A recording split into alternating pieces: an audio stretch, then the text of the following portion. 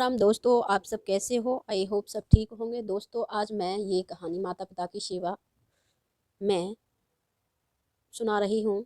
ये कहानी सीख देती है किसी व्यक्ति में कितने ही गुण हों, लेकिन गुणवान व्यक्ति वही होता है जो अपने माता पिता की सेवा करता है। तो दोस्तों, अगर इस कहानी में कोई भी गलती हो तो मुझे क्षमा करना। दोस्तों, आगे पढ़ने से पहले मैं आप सबको यह बताना चाहूँगी, अगर पढ़ते पढ़ते इसमें कोई मिस्टेक हो जाती है सुनाते सुनाते, तो मुझे माफ़ करना। तो दोस्तों, एक गांव में गांव के पनघट पर 4 औरतें पानी भरने आईं। पनघट जानते हो, जैसे कि एक तालाब। तो पानी भरते भरते वे एक दूसरे से बात कर रही थी।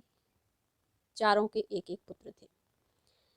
आपस में बातों बातों में उन्होंने अपने पुत्रों के गुणों का बखान करना प्रारंभ कर दिया। मेरा बेटा तुमसे अच्छा है। पहली औरत बोली, मेरा पुत्र बहुत सुरीली बांसुरी बजाता है। जो भी बांसुरी उसकी सुनता है मंत्रमुग्ध हो जाता है। मैं ऐसा गुणवान पुत्र पाकर बहुत प्रसन्न हूँ। दूसरी औरत बोली, मेरा पुत्र बहुत बड़ा बलवान है, मतलब पहलवान है। इस गांव में ही नहीं बल्कि दूर दूर के गांव में उसकी बहादुरी के चर्चे हैं, डंका बजता है। ऐसा गुणवान पुत्र पाकर मैं धन्य हो गई। और वो भगवान को धन्यवाद करती है। तीसरी औरत बोलती है, मेरा पुत्र कुशाग्र बुद्धि, मतलब बहुत तेज बुद्धि वाला है, अधिक बुद्धिमान है। गांव में नहीं, लोग अपनी समस्याएं लेकर उसके पास आते हैं, बहुत दूर दूर से।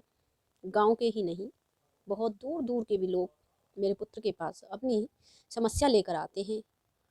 और ऐसा पुत्र पाकर मैं बहुत धन्य हो गई। चौथी औरत ने उनकी बातें सुनी, लेकिन कहा कुछ भी नहीं। इस पर भी औरतें उसे कहने लगीं, बहन तुम भी तो कुछ कहो ना, तुम्हारे पुत्र में क्या गुण है? कोई ना कोई तो गुण होगा उसमें अवश्य ही। तो वो औरत बोली, क्या कहूँ बहनों, मेरे पुत्र में तुम्हारे पुत्रों की तरह कोई गुण नहीं है। उसकी बात सुनकर तीनों औरतों ने गर्व से अपना सिर ऊंचा कर लिया। कहने लगी कि हमारे पुत्र बहुत, अपने अपने पुत्रों की सब तारीफ करने लगी। तो कुछ देर में सबने पानी भर लिया और वापस जाने के लिए अपना अपना घड़ा उठाने लगे। उसी समय पहली औरत का पुत्र हाथ में बांसुरी लिए वहां से गुजरा। उसने देखा कि उसकी माँ पानी से भरा गड्ढा नहीं उठा पा रही है, किंतु उसके पुत्र ने उसको देख कर भी अनदेखा कर दिया और वो बांसुरी बजाते हुए वहां से चला गया। दूसरी औरत का पहलवान पुत्र कुछ ही दूरी पर घूम रहा था। उसकी माँ कुएं से घड़ा उठाकर जैसे ही उतरी, उसका पैर फिसल गया। किसी प्रकार वह संभल गई, किंतु पहलवान पुत्र अपनी माँ को नजर उठाकर नहीं देखता और न उसके पास आता है और अपनी कसरत में लगा रहता है। तीसरी औरत का भी पुत्र वहां से किताब पढ़ते हुए निकला। उसकी माँ ने उससे कहा, पुत्र मैं दोनों हाथों से घड़ा पकड़े हुए हूँ, जरा ये रस्सी मेरे कंधे पर डाल दे। लेकिन वह अपनी माँ की बात अनसुनी कर वहाँ से चला गया। उसके भी पुत्र ने कोई मदद नहीं की।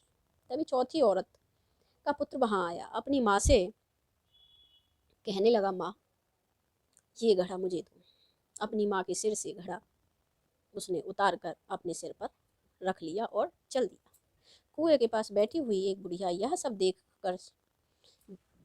रही थी और उनकी बातें भी सुन रही थी। तभी वह बोल पड़ी, मुझे तो यहाँ बस एक ही गुणवान पुत्र नजर आ रहा है, वही जो अपने सिर पर घड़ा लिए जा रहा है। माता पिता की सेवा करने वाले पुत्र से गुणवान पुत्र भला कौन हो सकता है? तो दोस्तों, आपने देखा इस कहानी में पुत्र वही है जो अपनी माता पिता की हर बात मानता है, सेवा करता है। तो इस कहानी से हमको क्या सीख मिलती है? गुणवान वही है जो अपने माता पिता की सेवा करे और साथ ही सबकी सहायता के लिए तत्पर तैयार रहे। अपने माता पिता की नहीं बल्कि हर किसी की भी सेवा, जिसको नज़र आ रहा है कि ये विपत्ति में है, इसको मेरी ज़रूरत है, तो दोस्तों सेवा करने से कभी पीछे नहीं हटना चाहिए।